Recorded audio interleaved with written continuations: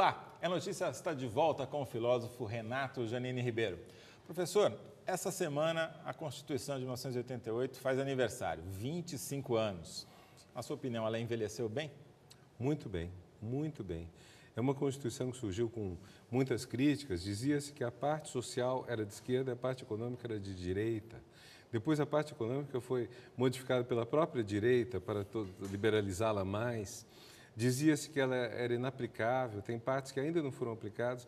No entanto, quando eu olhei o resultado do indicador de desenvolvimento humano dos municípios e vi que 85% dos municípios brasileiros tinham uma qualidade de vida muito ruim na promulgação da Constituição e hoje menos de 1%, não dá para negar que o que a Constituinte promoveu em termos de ascensão social dos mais pobres foi significativo. Você acha que isso se deu pela transferência de recursos orçamentários e de impostos para os municípios, aumentando as atribuições e os poderes dos prefeitos? Não sei, ou pode ter sido também pelo fato de que mais gente vota, de que as eleições são livres, pode ser pelo fato de que hoje ninguém mais tem coragem de concorrer com o mínimo de chance de êxito a um cargo executivo, sendo contra programas de inclusão social, quer dizer, há certos temas que emplacaram na consciência brasileira. E a Constituição ajudou muito isso. O processo constituinte, infelizmente eu sou velho o suficiente para ter participado dele como jornalista, né, cobrindo, né? Era muito dividido, né? A gente tinha o chamado Centrão, que tinha em determinado momento conseguiu maioria e tinha uma linha mais, digamos, à direita, e a bancada de esquerda tentando promover os avanços sociais. Conseguiam em alguns casos, em outros nem tanto. Desde então, a gente viu várias reformas aí na Constituição, quase metade dos artigos já foram emendados. Na sua opinião, ainda falta alguma reforma fundamental ou o nosso problema é mais de implementação do que já existe? Olha, a questão que sempre... Eu acho que do ponto de vista tributário poderia ser simplificado o modelo é muito complicado. Sabe, há várias propostas, mas acho que podia simplificar, não sei nem se reduzir a arrecadação, mas torná-la mais simples. Acho que nós temos um sistema muito confuso aí. Eu tenho dúvidas sobre a quantidade de legislação que a gente tem, quer dizer, nós temos 3 níveis de legislação. Talvez se pudesse simplificar um pouco no plano dos municípios. Quer dizer, cada município tem uma legislação inteiramente própria, não sei como uma empresa consegue tocar isso. Acho difícil uma empresa que tenha lugar em muitos municípios como ela toca. E há a ideia da reforma política, que é um tema que é sempre levantado, mas sobre o qual a minha impressão é que pouquíssima gente tem ideia do que seria. Quer dizer, acho que há um capítulo que é popular, que acho que um dia possivelmente a gente deverá implantar, que é o voto facultativo. É o tema que mais aparece, mas não acho para já. Então, agora em junho a gente viveu manifestações de rua, manifestações populares, como há muitos anos não se via no Brasil. Elas tiveram seu apogeu durante o mês de junho, depois entraram ali em decadência e hoje praticamente sumiram. Primeiro, a que o senhor atribui essas manifestações? O senhor acha que, como alguns políticos disseram, foi uma revolta contra o sistema político, o sistema partidário brasileiro, ou o buraco é mais embaixo? Olha, eu sempre penso no que é dito sobre a Revolução Francesa, que ela ocorreu não diante do pior rei que eles tiveram, mas diante do rei melhor, do rei mais aberto, do rei mais... quer dizer, não foi um horror como o Luís XIV, foi o Luís XVI, que era uma pessoa do bem, vamos dizer. Ou seja, na hora que você começa a ter uma satisfação maior das demandas, as demandas aumentam. Em vez das demandas diminuírem com a satisfação, quando você tem muita demanda, na hora que algumas começam a ser atendidas, abre-se a comporta para que toda demanda represada venha à tona. Primeiro ponto. Segundo ponto, ninguém sabe quais são as causas desse tipo de manifestação que não é movimento social. Manifestação que explode, tipo maio de 68. De meio século disso, quase no mundo, a gente tem uma certa tipologia, mas a causa não dá para saber. O que dá para saber é que a consequência, a explosão, é muito maior do que a fagulha que deflagrou. E eu acho que, neste caso, a grande questão mesmo é a qualidade do serviço público. Quer dizer, ter reclamado de cara do transporte público, depois ter agregado a questão da saúde e da educação igualmente públicas, eu acho que é a grande pauta. Muita coisa se agregou, muita coisa relativamente à política. A presidenta tentou passar a questão da reforma política nisso, mas eu acho que a grande questão é que as pessoas não estão satisfeitas com o que o Estado presta em termos de serviços. Entendi. Uma das características desses movimentos é que a gente viu muitos jovens, primeiro nas ruas, né? Uma pesquisa de Ibope revelou que mais da metade tinha menos de 24 anos, muitos estudantes universitários, ou gente que estava se iniciando na profissão, e um nível, não só um nível educacional, mas um nível social e econômico acima da média da população. Pode-se dizer, de certa maneira, correndo o risco de generalizar e implicar nos erros que toda generalização carrega, de que grande parte dos que se manifestaram eram filhos da classe média, talvez da classe média tradicional, que, de certa maneira, assiste nos últimos anos à ascensão da antiga classe D e E, né, chegar na classe C. O senhor acha que o Brasil está vivendo um conflito social aí com essa ascensão e uma classe média que ficou emparedada entre os muito ricos e esses emergentes? Acho que sim, eu só não sei se eu qualificaria essas manifestações como uma reação da classe média tradicional contra a classe média emergente, uma reação de gente que caminhou para a direita em relação a pessoas que são, de certa forma, filhos da inclusão social petista. Eu não sei se chega a ser isso, até porque o pessoal do Movimento Passe Livre não é isso. Eles são pessoas muito mais para a esquerda, embora, de fato, a coisa tenha transbordado e saído do controle deles. Mas que existe um mal-estar grande diante da ascensão social, existe. Este é um país que se acostumou a ter havia uma expressão horrorosa no tempo dos conflitos raciais norte-americanos, década de 60, de que o Brasil não tinha problema com os negros, porque aqui os negros conhecem o seu lugar. Essa expressão horrorosa, eu acho que, se você transpõe isso para os pobres, eu acho que é o modo de entender de muita gente da classe média. Porque, veja, na hora em que a grande questão ética para uma parte da população é a suposta corrupção, que eu digo suposta porque não é quantificável, você não tem dados seguros para saber se a corrupção é maior ou menor. Você não sabe. Então, quando isso se torna uma grande questão, eu acho que a corrupção tem que ser combatida, mas não pode se abafar o fato de que ter miséria no país é uma chaga ética que dura 500 anos e que isso tem que ser uma prioridade nacional. A grande prioridade nacional é acabar com a miséria. O senhor acha que essas manifestações, de alguma maneira, mudaram a agenda no sentido de quais os principais problemas que devem ser debatidos, que devem ser enfrentados, com reflexo até na eleição do ano que vem para presidente? Ou, passado esse movimento, a gente voltou onde estávamos?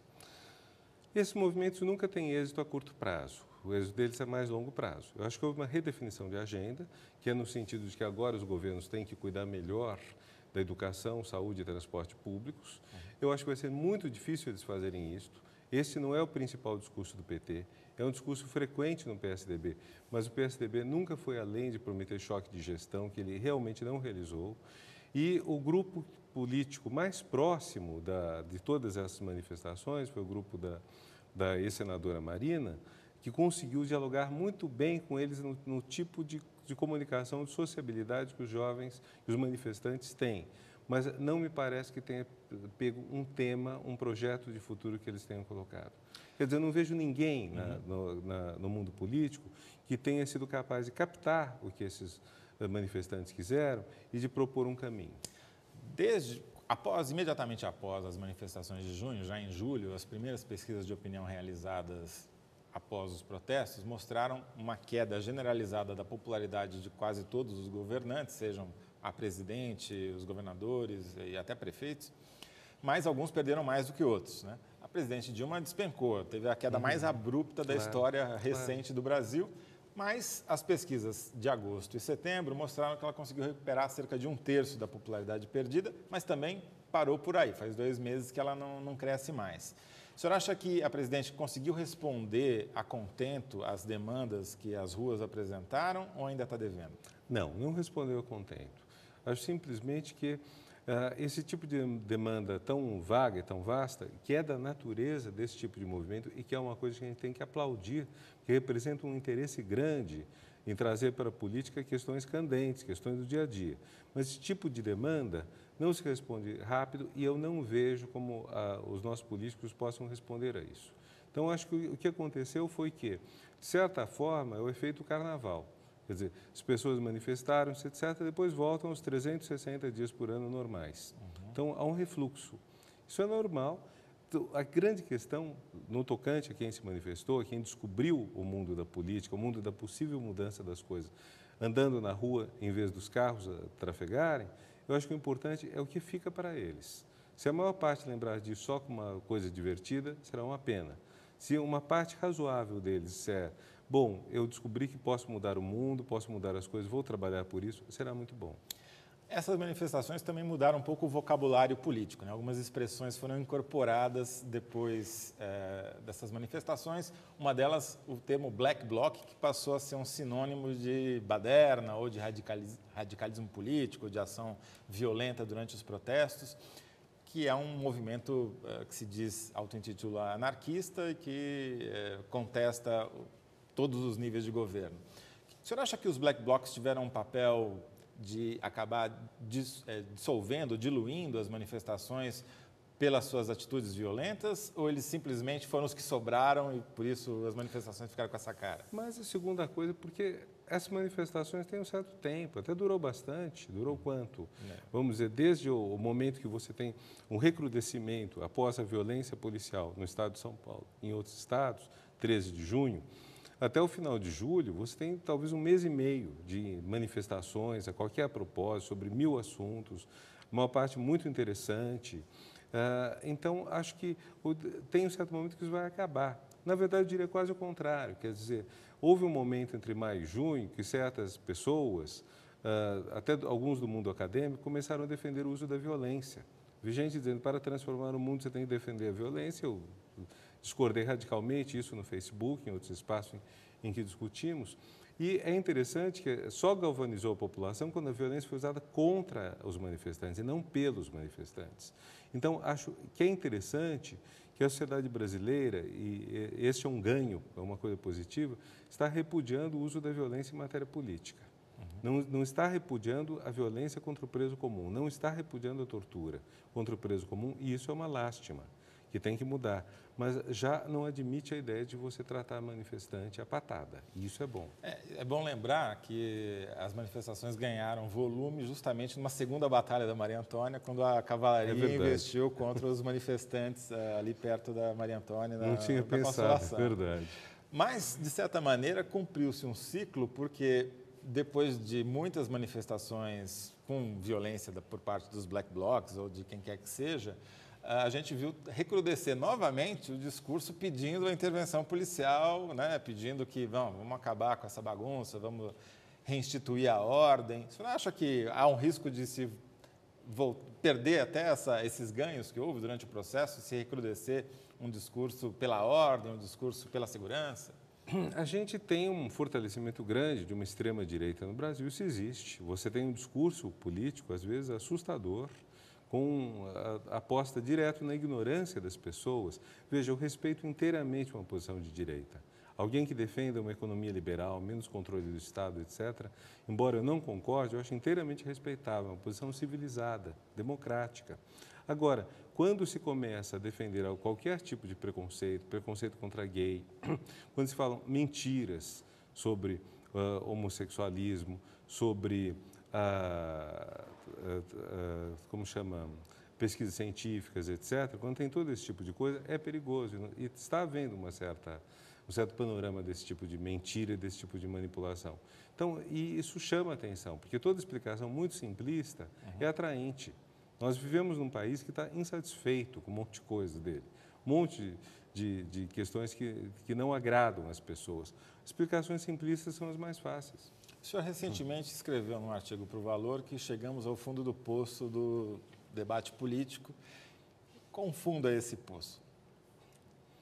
Pois eu não sei se dá para chegar pior do que... Dá para chegar pior do que isso se você tiver uso de violência na política, etc. Mas o ponto que chegamos é o seguinte, não há diálogo. Quer dizer, uma pessoa que está convencida... O caso do mensalão. Eu fiz uma enquete via Facebook, mas também com amigos. Eu acredito ter recoberto algumas centenas de pessoas, de uma maneira totalmente não científica, mas algumas centenas de pessoas.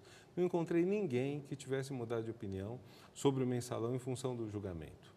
Era de esperar que pessoas que acreditavam na inocência dos acusados se convencessem da culpa diante de acusações, provas, etc. Ou, talvez, inversamente, que não tivessem gostado do julgamento passassem a achar que eles eram perseguidos inocentes. Não, quem achava uma coisa antes continuou achando a coisa depois.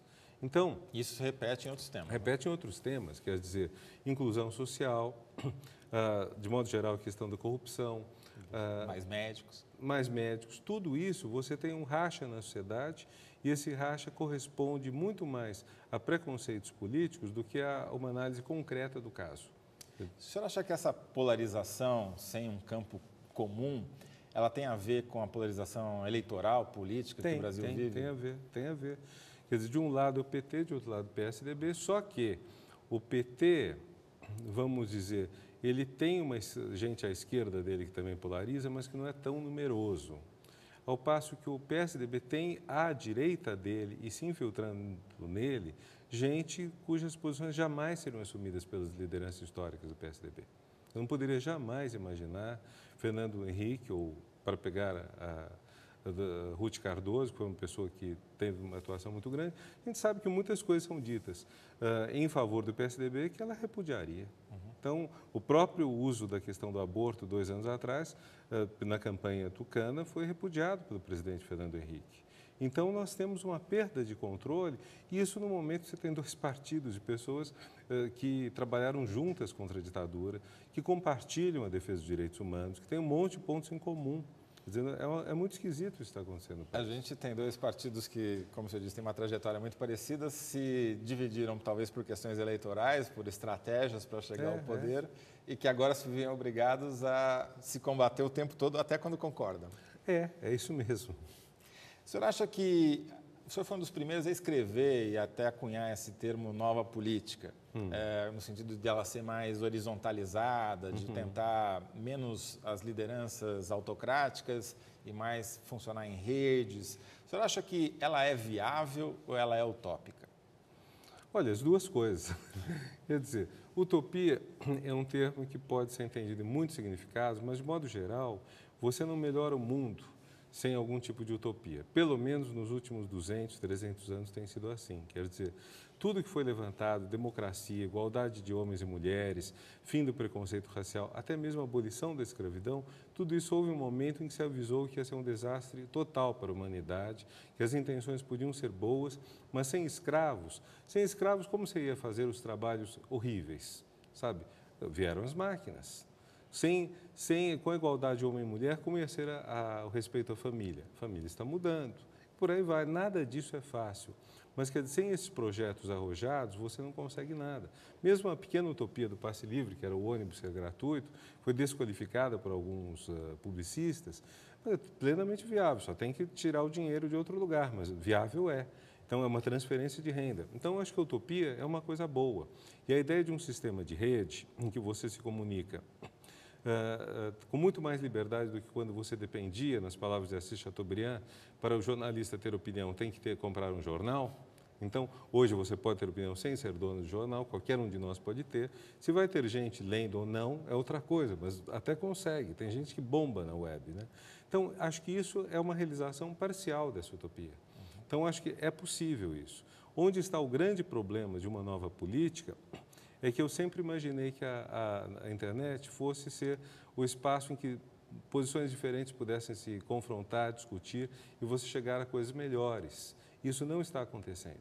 Justamente esse fechamento sobre si de cada setor faz que as pessoas simplesmente repitam o que já acham. E a imprensa talvez não cumpra mais esse papel que cumpria antigamente de um campo comum onde você podia dar um embate mais civilizado. Agora, um terceiro lado dessa sociedade em rede que a gente está vivendo, e é uma decorrência das novas tecnologias, é a possibilidade de o Estado bisbilhotar tudo que ele bem entender sobre a vida de qualquer um que esteja online, como a agência NSA americana, a Agência de Segurança Nacional americana, tem feito, segundo as denúncias do Edward Snowden, que levaram até a presidente Dilma de a cancelar a sua ida aos Estados Unidos sob a acusação de espionagem que ela sofreu.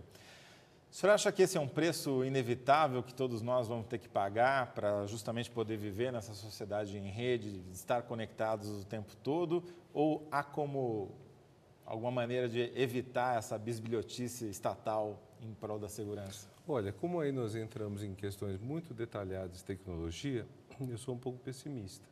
Eu acho difícil você garantir que não haja algum tipo de hackeamento, ou estatal ou até privado, de informações. E, na verdade, até um tempo atrás, até saber da dimensão da espionagem americana, eu teria mais medo da espionagem privada. Quer dizer, nada garante que alguma grande empresa esteja espionando, ou pior ainda que uma grande empresa, algum grupo sem legitimidade política alguma, mas queira fazer alguma coisa, desde simplesmente roubar o seu cartão de crédito, até, eventualmente, preparar crimes, outras agressões. Contra isso tudo, a melhor proteção, assim, entrando decididamente no reino da utopia, seria uma sociedade muito sincera, uma sociedade na qual ninguém tivesse medo de revelarem coisas da sua vida, sabe? Em que realmente as coisas da vida pessoal não fossem mais fatores de vergonha ou de intimidação, etc. A gente sabe que isso tudo é usado, que chantagem, inclusive sexual, é feita sobre políticos, outras pessoas. Se a gente chegasse a um ponto que isso não fosse fator de preocupação, em que você possa dizer o que você pensa em todos os casos, seria bom. Existe um movimento nos Estados Unidos chamado honestidade radical, que prega isso. Mas o negócio deles não é simplesmente você não mentir quando te perguntam. É você ganhar um presente do seu sogro e dizer, não gostei. Quer dizer, é uma coisa muito difícil imaginar que possa acontecer. Mas a luz do sol continua sendo o melhor desinfetante. Continua. Vou ter que interromper. O É Notícia volta daqui a pouco com o Renato Janine Ribeiro.